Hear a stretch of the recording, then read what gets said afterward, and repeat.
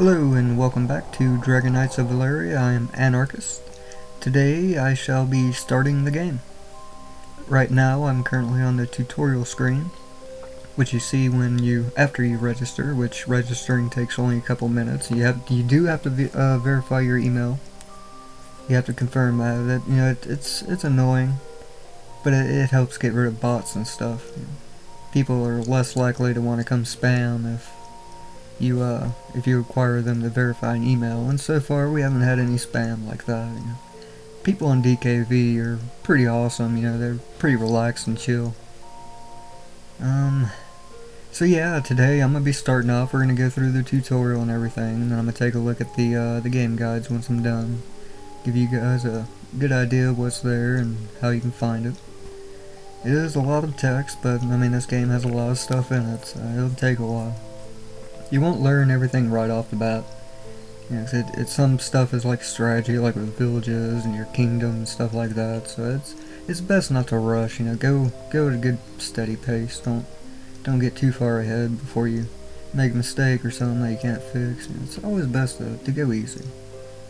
So the initial screen is hello Dragon Knight. I'm the Dark Wizard, and I'll be showing you around our world. Dark Wizard is the chat bot for DKV, and she deals with the coin boxes. She posts messages, like if you find Waldo, which is a weekend event every weekend, he gives you a little special prize when you find him, and there's no limit to when you can find him, but it's not something you're gonna find every turn or anything. It'll take you some time, occasionally. But like if somebody casts a meteor spell in chat, which gives everybody coins and stuff, and she'll display a message and everything. But anyway, she's just one of the bots that I have for the game. I have some more blackjack bot, casino bots and stuff like that. I have the Dark King, the Bet Lord. There's so many. Anyway, back to the game itself. It gives you a nice little intro here. The hello, blah. I already read that. Valeria is a dangerous world full of unknown creatures and bloodthirsty players. Do you think you have what it takes to thrive in this world? Click the link below to find out. So you're going to want to click continue. And continue will take you to the tutorial part 2. Now in this one, it says interesting. So you think you have what it takes to survive. And, well, I'm not going to read all this. You can see it on the screen. If I go too fast, just pause it. Or you can just view it in game, just register and you could be reading it at your leisure. But it gives you a little info thing, because when you first join, you're going to be pretty naked. You're not going to have any armor or weapons or anything, so if you get into a fight with a monster or something, you're going to die pretty quick. So the first thing that you're going to want to do is click on the blacksmith, and it's usually the second building right here, because all towns are designed the same. They'll change up here, whatever, and the mini-map will change and everything, coordinates, but it's generally the same town layout. The inns and stuff, they do have different names for each village that you go to, each town. Like Carthage is ales and beds, and some, the rest of them are all different. You'll be able to see them as we go through and progress. But you want to visit the blacksmith, and when you're in the blacksmith, you're going to get 3 options. You're going to have the gold shop, which you use gold, which is your in-game currency up here, gold. You start off with 500. This is 500 should be more than plenty to buy the best armor that you can from when you start and all the weapons, and then leave you some left over to heal with and everything. And then you get 50 gold in your bank, and but you're gonna need that gold. Gold is really important when you first start. Unless you get coins or something that you can use to heal in the town inn. And you don't start with any coins or anything. This is all the currencies for cryptocurrencies. You got Bitcoin, Doge, gold pieces, HTML5 coin, Hyper, Litecoin, rubies, and Bitswift. And there's like 8 different currencies in here that you can earn. And they all can be withdrawn. You don't have to. It's not like I don't know, it's not just there for looks. You can actually earn these in game and withdraw it. It's real money. And all these coins, most of them anyway, like Bitcoin and Doge and Litecoin. Well, Litecoin, we did have a sponsor for that. Jag Rapalite 5. he donated 2 Litecoin for the Dark Wizard to give out in the coin boxes. That was pretty nice of him. Him and Marlena, they've been really big sponsors of Dragon Knights of Valeria. So I mean, really big thanks to them. Anyway, back to this. You're gonna want to start off each item that you see, like the branch and the stick. They have a level requirement. Once you reach level 3, then you can upgrade and buy the branch, which will remove your stick and destroy it, replacing it with this one. If you do switch these out and you have a different item or whatever, because I mean, it shouldn't let you buy it if you already own it. I think it grays it out for you. You can still read it, but you can't click it. But the shop will buy back the old item that you have. And Darky asked about the minigame. I'll have to reply to him in a few. But they'll buy back your previous item for percent, a small percent. Like I don't know, it's 30%, 50%. But you won't get your entire gold back. It might even be 25%. I'm not sure. I'd have to go through and check. But you're gonna want to buy, like, getting to level 3. It's not too easy, but it's not too hard. I mean, there's a workaround that you can use to easily upgrade your account to level 10, 15 even, and possibly even higher, which is what I'm gonna do, because going through and fighting monsters when you first start, it's fun and everything, but it's a lot easier when you can just jump ahead and not have to deal with it. And but anyway, the second screen just shows you about the blacksmith and tells you to get all the items you can. I mean, that's the first thing you want to do. Equip your character with the best equipment.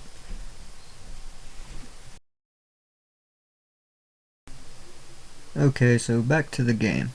You're going to want to, after you read all this information, you're going to click on Continue to learn about quests. Once it loads up, my browser's pretty slow right now. It's Google Chrome, so forgive the delay. And then she tells you, once you've equipped the best items you can, it's time to start venturing out into the world of Valeria. She gives a little bit of info about the hidden NPCs that it's not displayed on the map or anything. It's completely hidden. The only way to find them is to actually find them by exploring. And there's NPCs around every town. There's actually one town that I'm not going to say which, keep it a secret. But one town actually has 2 NPCs around it that can be located, and they're all located within a 10 by 10 square radius around each town. If you were to walk each block in this little grid to look for it, you could use up to 400 turns if it was the last place you could look. It's not going to say the last place you'd look, because I mean, hopefully it would be. You wouldn't keep looking after. You'd stop. But these hidden NPCs, the further out the town is, the higher the rewards would be. Like, you could find like a Sasquatch near Carthage, and it won't give you that great of rewards, because I don't really expect higher players to be farming in that area, because it's really low monsters and it's not really worth the turns. They'd be up in the higher areas near, like Atlantis, which is a very popular spot with people because they have the Lucifuge up there, which is just a beast. Don't try to fight this thing until you're like at least level 100, unless you like get extra stats or something. And, you're a lot stronger than normal. But the Lucifuge, man, he's tough. Don't try to fight him until you're confident that you can beat him, because he's no joke at for his level, which is 50.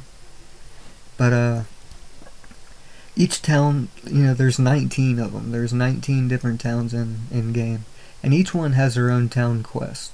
Some town quests, or some towns, they have multiple parts, like 3, 4, 5 different parts, but some only have one. And in the future, which is another one of my plans, is to extend the rest of them, or hold maybe like a contest for the best, written quest like I did before. That was pretty cool. He came up with a really good one. That was Waldo. He wrote quite a few quests in game. At least I'd say probably half, 4, 5 maybe.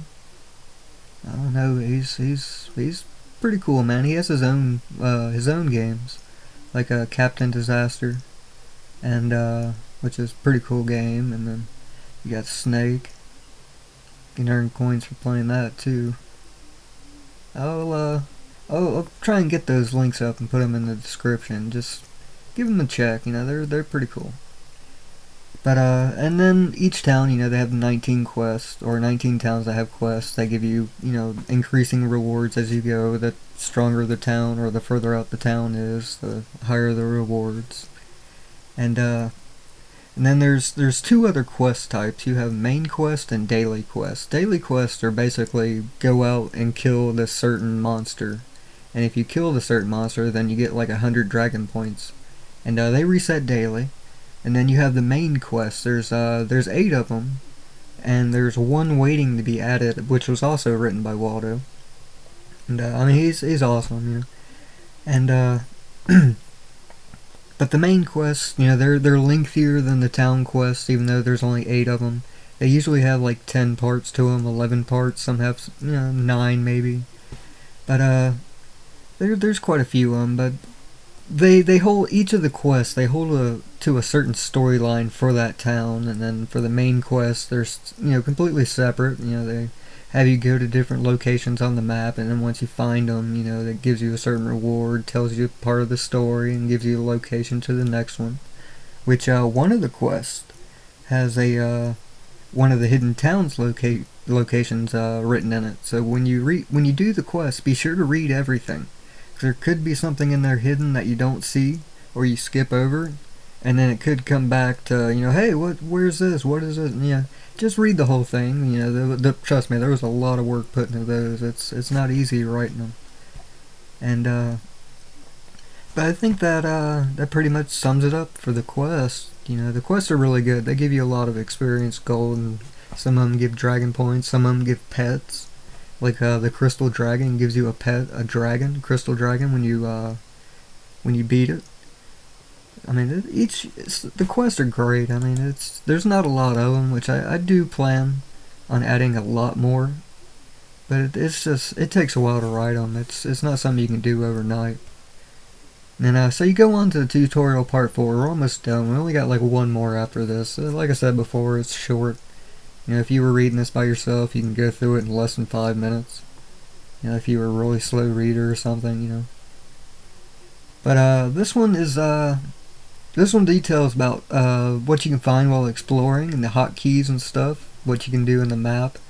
But the hotkeys in game, you can access the hotkeys by going to settings in the menu, and then you can toggle the hotkeys right there. If it's red, it shows as off. If it's green, it shows it's on. So I mean, if you do have them on though, and you try to type in chat, it will interfere with it, and it won't let you. It'll move you in the direction of the button you press. So if you go to type in chat, just be sure to just come up here, click this button, and then you're good to go. And then when you want to cut it back on, you know, same thing. Just click the button, you're good to go. It takes a second, you know. And then but the keys that you can use is W, A, S, and D on the keyboard. And then for the number pad, you can use 2, 4, 6, and 8 to move. You know, 2 is south, 4 is west, 6 is east, 8 is north, and then same with WASD, with west, or W being north, A being west, D being east, and S being south. And yeah, you can toggle them on or off at your leisure. And while exploring, you're gonna come across these little mini events, I guess, or random explore events rather. Like you have monsters, of course, that's a given. You have a certain chance to come across each of these every time you move, regardless of where you go.